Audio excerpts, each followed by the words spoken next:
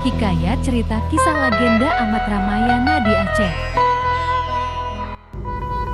Sobat berbagi info, sebuah batu karang yang muncul di laut tak jauh dari Bukit Lamreh, mirip kapal. Dalam cerita legenda, diyakini sebagai kapal milik Amat Rangmanyang yang menjadi batu, setelah ibunya berdoa kepada Yang Maha Kuasa karena tindakannya yang durhaka. Kisah durhakanya Amat sama dengan Malin Kundang. Amat yang terlahir dari keluarga miskin, meminta izin ibunya untuk merantau menjadi kuli kapal yang kerap singgah di sana sejak dahulu kala. Setelah melalui berbagai kemelut, ibunya mengizinkan si Amat merantau. Namun sebelum kita memulainya, jangan lupa sobat tekan tombol subscribe, agar sobat mendapati notifikasi di setiap video terbaru dari kami. Ingat sobat, subscribe itu gratis. Sobat, puluhan tahun kemudian, si Amat menjadi saudara dan telah berkeluarga di Pulau Pinang, Malaysia. Dia pulang menjenguk negerinya, ibu dan rekan-rekannya semasa kecil.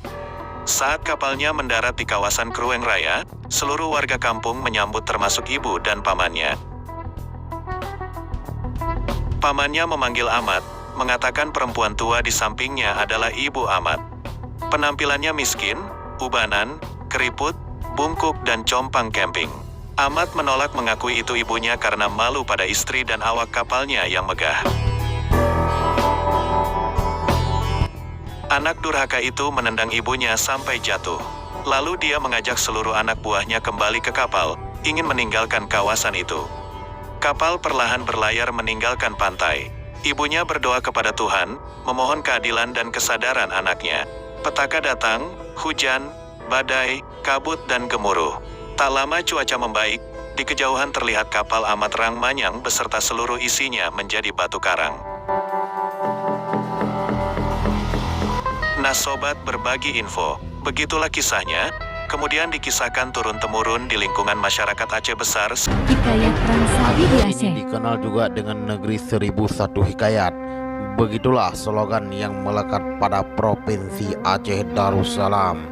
Karena memang Aceh banyak menyimpan kisah lama, kisah tragis akan perjuangan dalam mempertahankan tanah Indatu, kisah penuh nestapa, suka duka hingga kisah kegemilangan akan pencapaian kerajaan-kerajaan yang memerintah Aceh dahulu, sehingga banyak ulama besar di Aceh melahirkan hikayat-hikayat, di antaranya hikayat Perang Sabi.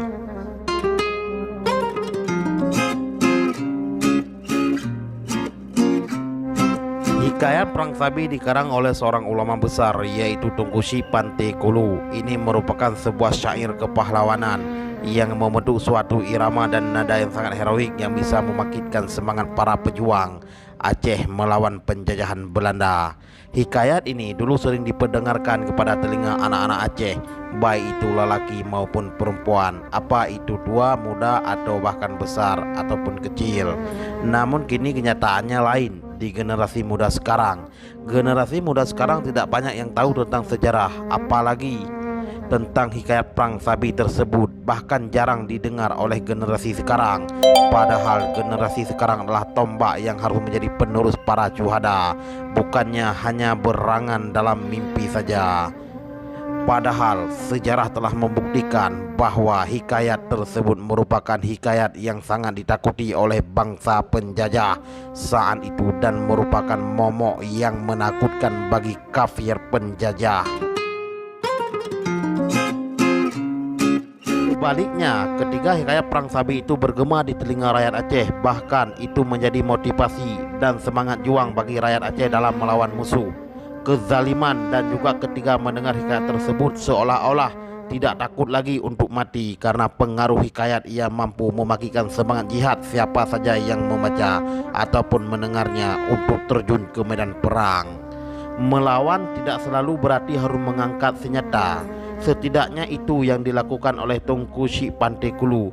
Di Palembang ada Sultan Mahmud Badruddin. Beliau dikenal banyak memimpin pertempuran melawan penjajah. Dan ini bukan soal bagaimana cara mereka berjuang, akan tetapi bagaimana kita bisa mengenang mereka. Karena pada hakikatnya seseorang itu akan mati ketika mereka dilupakan. Ini merupakan hikayat yang pernah menjadi sejuta rincung bagi rakyat Aceh saat itu pada saat melawan penjajahan Belanda. Namun kini beliau terkubur bersama mahakaryanya Hikayat Perang Sabi. Sederhana, tidak ada tanda-tanda keistimewaan di tempat beliau disemayamkan. Sepi, tiada yang peduli. Mungkin seperti hikayatnya yang usang dimakan waktu. Siapa yang harus disalahkan dan siapa yang harus bertanggung jawab? Tentu kita semua yang bertanggung jawab. Sekian dan terima kasih. Hikayat Sejarah Raja Jumpa Biruan.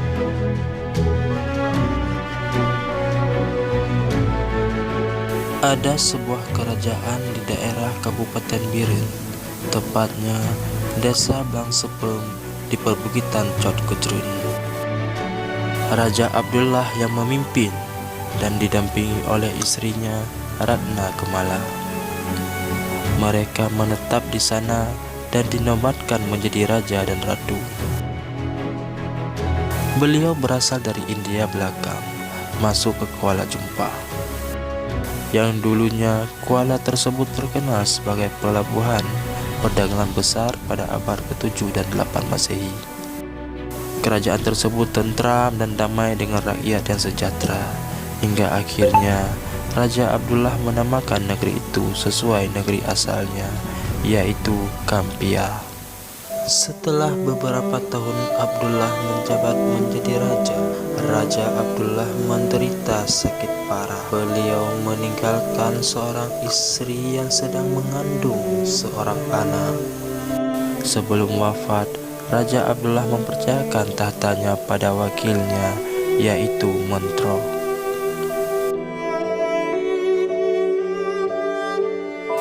Dan Mentro melanjutkan kepimpinan kerajaan. Pada masa beliau menjadi raja, tetap damai.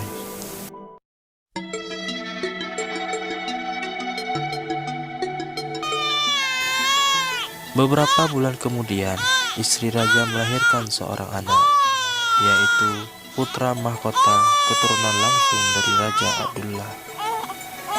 Bayi tersebut diberi nama Pangeran Jumpa.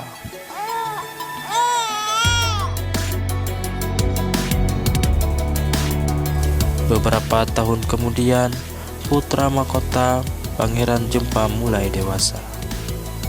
Beliau menjadi seorang lelaki yang luar biasa dan mulai menunjukkan jiwa kepimpinannya.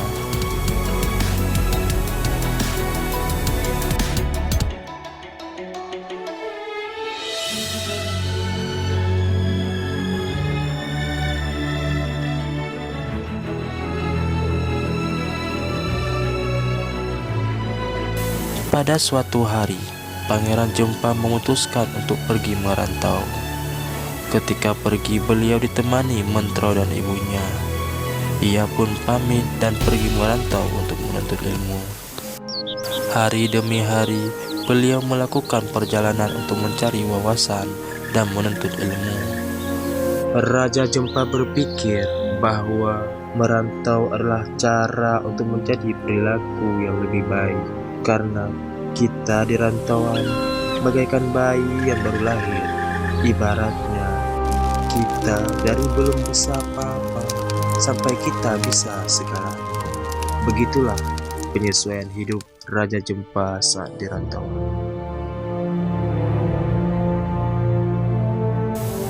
Beberapa tahun kemudian, Pangeran Jumpa kembali ke istana. Di depan istana, beliau sudah disambut pulang oleh ibunya dan Mentro.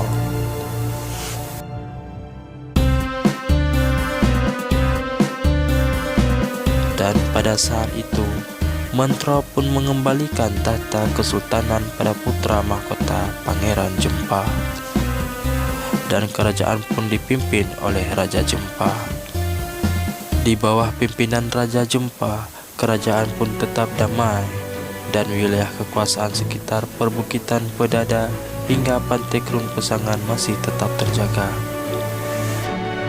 Bulan dan tahun silih berganti, dan di usianya yang sudah tua, Raja Jumpa mulai sakit-sakitan.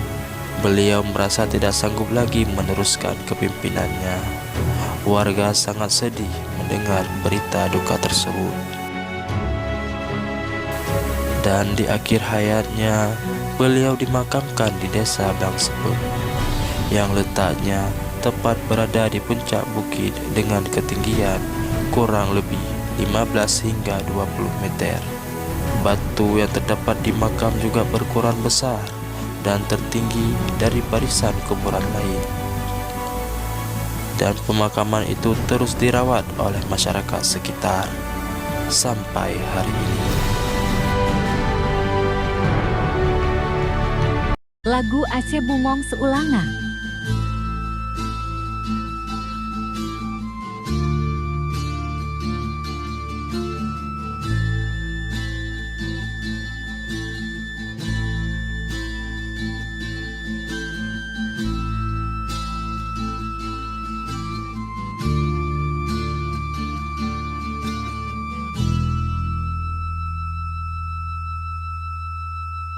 Nabungong selanga kemang sabo bak dangke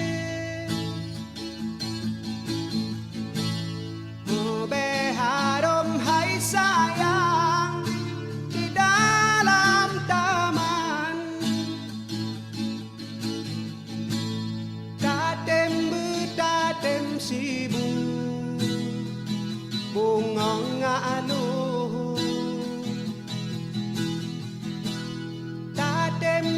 tatem sibu bungong anu oh kalaya toka selanganyan gado mangat be oh kalaya toka selanganyan gado mangat be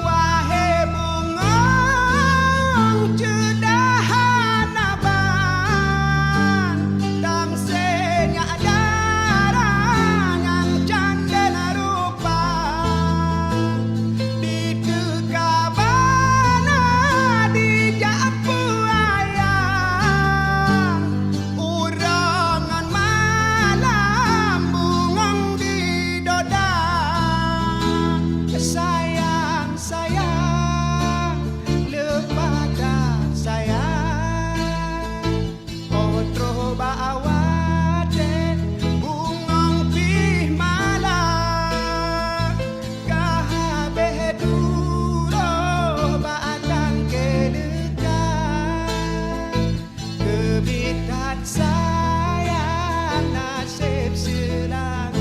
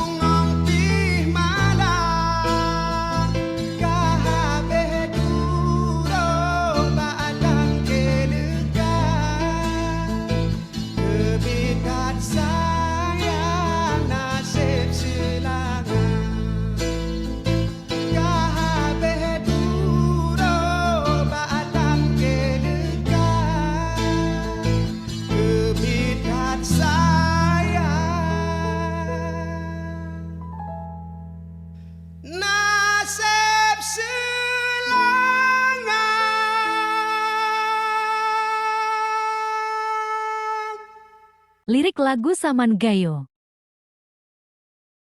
Tabi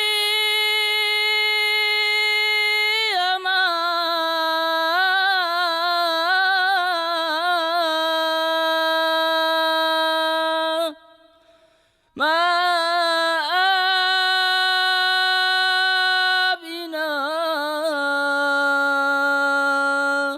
ini zaman ku jalin pora.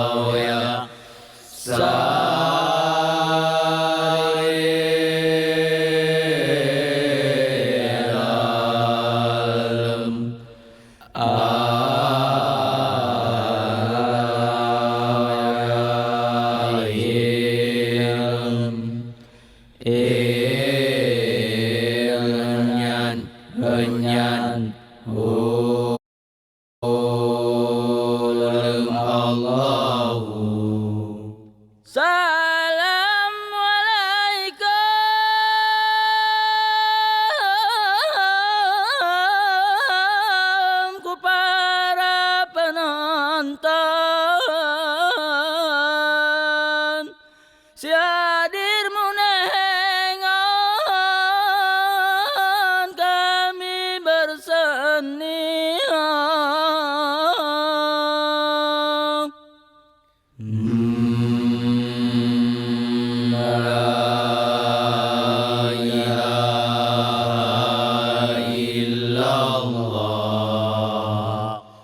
Salam ni kami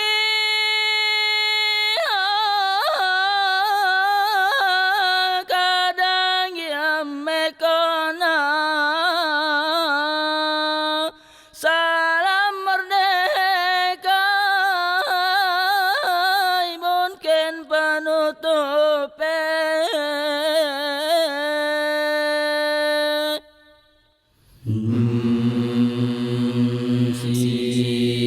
Kenyan ayan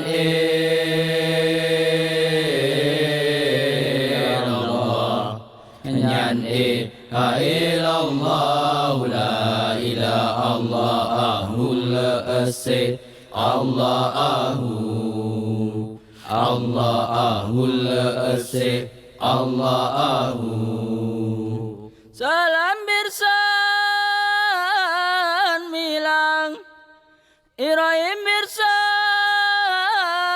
milang nyan Allah kurahman ya rahim. Oh iye si kenyan hanya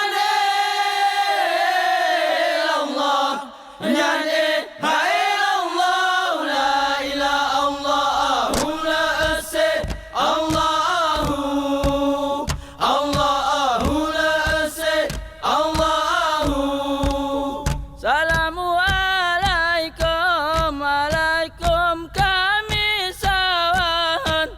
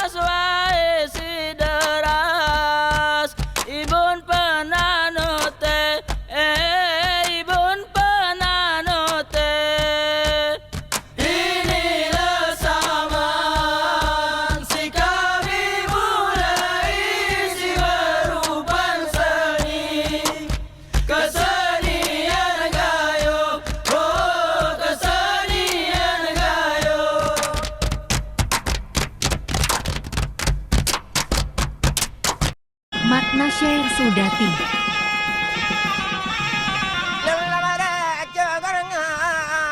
Helangan tuban muda tan le gogon aba balang salagaba salabato hala balau blau blau pagadang hai balapa padang masang. Assalamualaikum.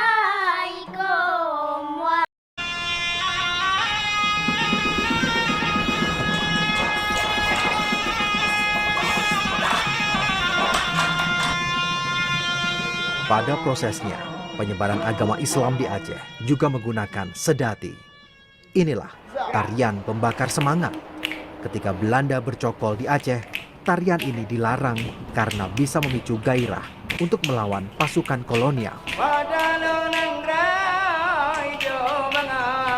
Berasal dari bahasa Arab, syahadatain yang berarti kesaksian atau pengakuan, sedati adalah media untuk penyampaian pesan.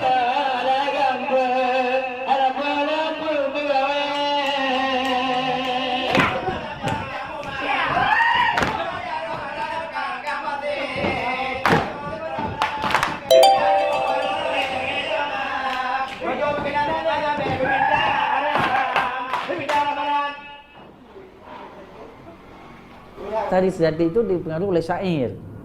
Syair yang digunakan. Jadi pertama itu sebagai alat dakwah. Sedati itu media dakwah. Kemudian itu tadi perang Aceh dengan Belanda 1873 1992. Syair sedati itu dimanfaatkan sebagai syair-syair kayak perang Sabi untuk membangkitkan semangat rakyat untuk melawan Belanda. Tahun 1901 Belanda sudah menguasai Aceh, menguasai Biren. Tari ini tetap dipakai untuk menyampaikan pesan-pesan Belanda.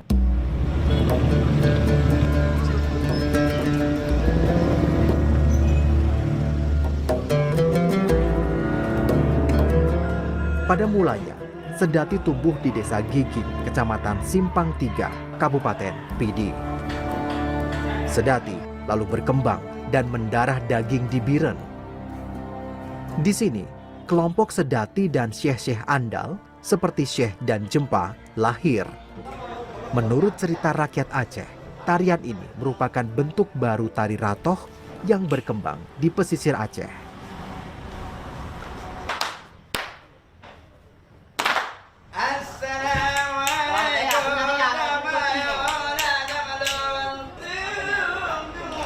Jadi sejarah sedati di Aceh ini pada dasarnya berasal dari ulama sufi. Sebelum Aceh ada agama Islam, para ulama sufi masuk ke Aceh kemari. Jadi untuk dirangkul para pemuda dan pemudi di Aceh sini untuk membuat satu tarian.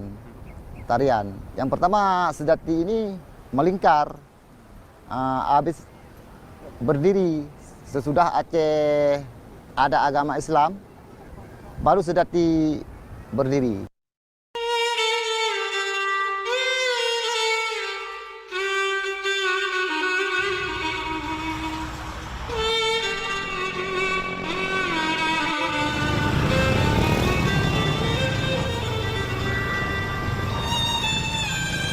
Di Biren, sedati hidup melalui sanggar-sanggar. Bahkan, sejak dini, sedati diajarkan pada siswa-siswa sekolah dasar sebagai bahan pelajaran tambahan.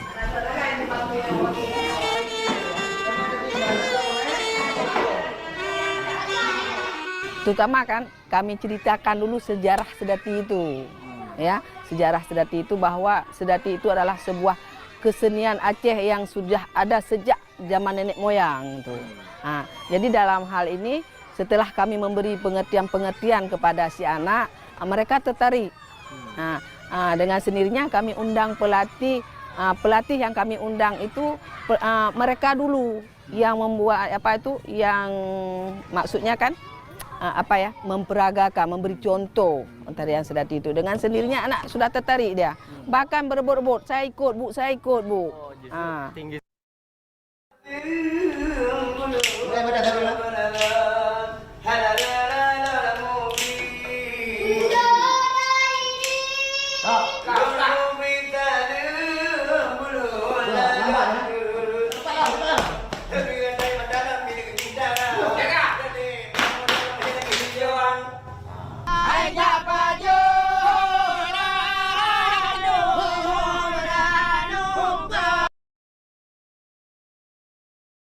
Video ini dibuat untuk menyelesaikan tugas mata kuliah adat dan budaya. Jangan lupa like, komen, dan subscribe. Terima kasih.